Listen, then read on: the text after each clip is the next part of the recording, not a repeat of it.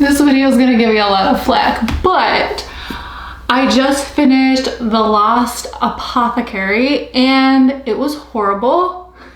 The best thing about The Lost Apothecary is that it was so bad that I have so many jokes about The Lost Apothecary, but we will get into the 8 reasons why this book was such a disappointment. Even though I saw so many 4 or 5-star reviews, I question if people actually even read this book. Okay, so if you, disclaimers, there's like so many spoilers in this video, like every single point is a spoiler. So if you are like somebody who's very sensitive and melts when you hear a spoiler, this is not the video for you, so bye. Get out of here. Okay, and if you this is a rant video. So if you can't stand negative things being said about this book, this is not your video either. You can disagree with me in the comments if you're respectful. Otherwise, you know, there shouldn't be drama on my channel. There's plenty of other channels that enjoy drama. This is not one of them. I just like reading books and discussing them, and feel free to have a different opinion. I'll be respectful. You try to do the same. So, reason number 1.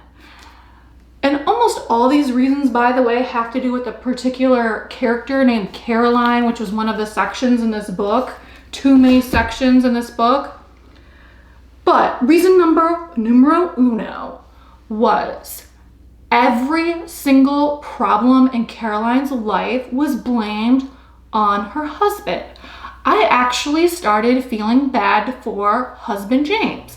And by the way, Caroline, I'm an accountant too, and we're not all that bad. She cries, complains, whines about how she has this history degree and she took this job that she never wanted to, and she never reads her books. Did somebody gouge your eyes out, Caroline? Is that why you can't read? You can't work and you can't read? What am I doing? I work and I read. You can still do it. I mean, it's called side hustle. Get with it. Numero 2. That's number 2 for those of you who don't speak Spanish. Number 2. It was the most unoriginal ending imaginable. She Titanics this vial that she found that turned her whole life around. Okay, well, first of all, somebody else can just go mudblocking and get the vial. Secondly, you just gave up everything, your husband, your home, everything that was familiar to you. The one thing that meant allegedly so much to you, you just casually throw away. And third, Caroline, your professors might actually want some verification of this whole story that you come up with. They're gonna want verification, documentation. They might be able to do some type of carbon dating. I don't know. I'm probably a better historian than you are, but I'm not gonna pretend. So why did she just Titanic her vial? Now she can't get it back. It was unoriginal. It did not make sense. It was horrible. Number 3, the immediate acceptance into Cambridge.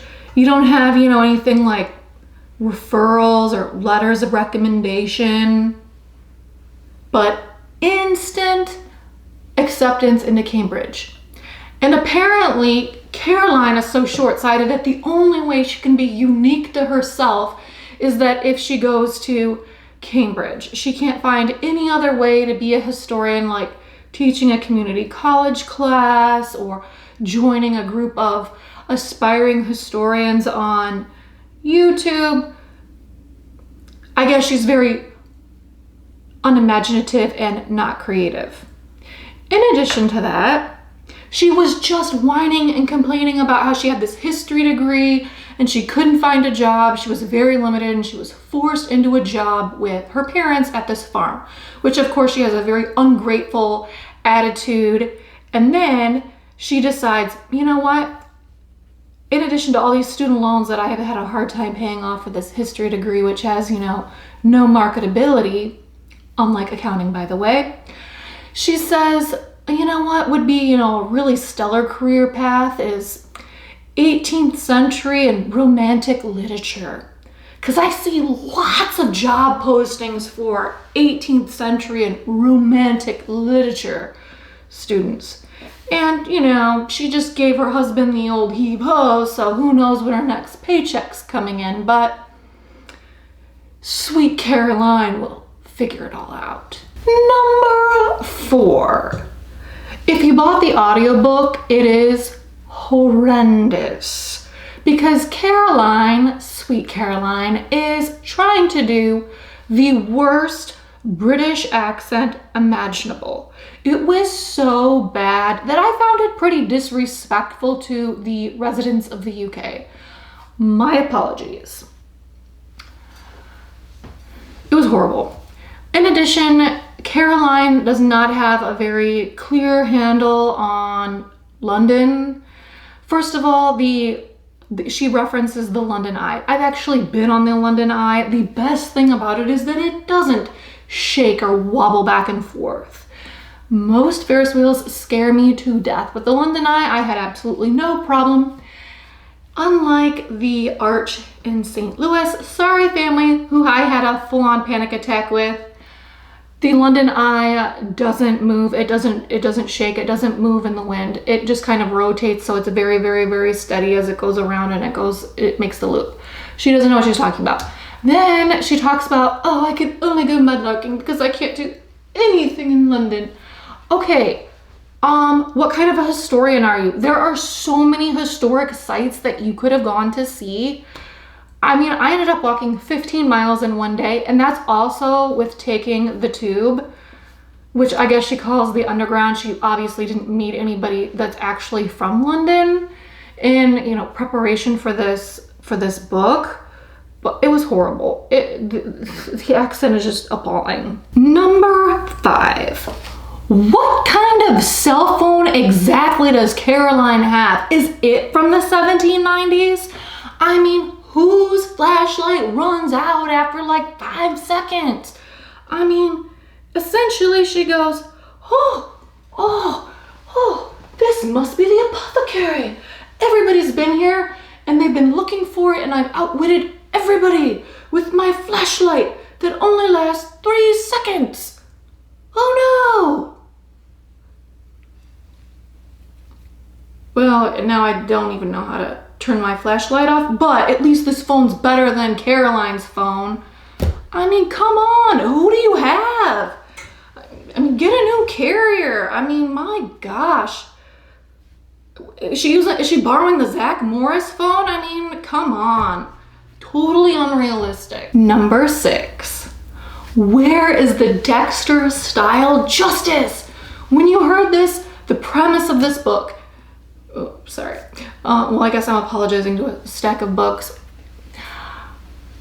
When I read the description of this book, I thought it was about a woman, an apothecary who was helping other women poison men who that they couldn't leave, who needed them gone. I wanted to hear some Dexter style stories, just, you know, a female Dexter. We heard a few stories that involved Nella and Eliza, but not that many. I wish they would have just cut Caroline out and then would have stuck to the Dexter style, the female Dexter style stories. That's what we wanted. That's what I was like crying out for. None of the fake British accent and the, oh, it's me, my life is so terrible because of James who's only financially supported me for years and been a good and faithful husband up until, you know, maybe 2 or 3 months ago. But gotta hold the peace sign, Number 7. How long is your program? 9 months. The amount of time that it would have taken me to carry a child. Wow, what a reveal. Really? It takes 9 months to conceive and carry a child to full term? No way! Wow, what a revelation! I'm so glad the author told me that. Oh, you mean we have other options other than just spelling out the most obvious things for the reader? Come on. Give people a chance to put two and two together. Have a chance for the reader to think, oh, this is like new life. This program isn't a child, but it will be giving Caroline a fresh start, a new life. You don't have to just, oh, it was just too much. It was too much. Just some things are better left subtle. And finally, but most importantly, Caroline is a greedy and selfish person. Here we have Gaynard, who comes down to the hospital with absolutely no notice. She buys Caroline a lunch with no thanks. I did read that passage again, and she never thanked her. And then Gaynard lies to the police on behalf of Caroline, and yet Caroline says, I don't want to trust Gaynard with the secret of Eliza. This is Gaynard, who has been running around doing practically all of her research for her, who has taught her everything she knows, and has personally made copies and delivered them to her. Caroline, you make a great friend. With friends like these, who needs enemies? With that, I need a tincture to recover from this horrible book. Or perhaps I'll hide behind a hidden door. If you believe that books create ideas and ideas change the world, let's change the world one book at a time. Make sure you're subscribed to my channel. I'm Lisa of Troy. Peace.